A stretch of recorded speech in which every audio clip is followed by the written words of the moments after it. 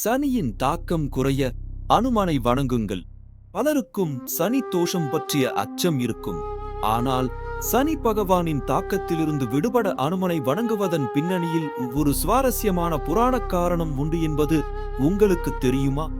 ராவணனின் சிறையிலிருந்து சனியை விடுவித்தவர் அனுமன்.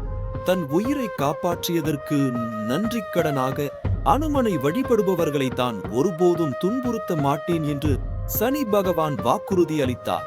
இதன் காரணமாகவே சனி தோஷத்தால் பாதிக்கப்பட்ட தமிழ் பக்தர்கள் அனுமன் கோவில்களுக்கு சென்று வடைமாலை சாற்றி துளசி மாலை அணிவித்து ராமநாமம் ஜெபித்து வழிபடுகிறார்கள்.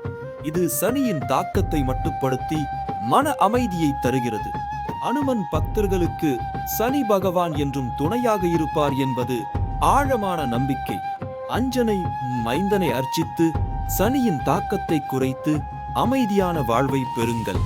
அனுமனின் அருளால் உங்கள் மனம் அமைதியடைய அடுத்த காணொளியில் சந்திக்கிறோம்.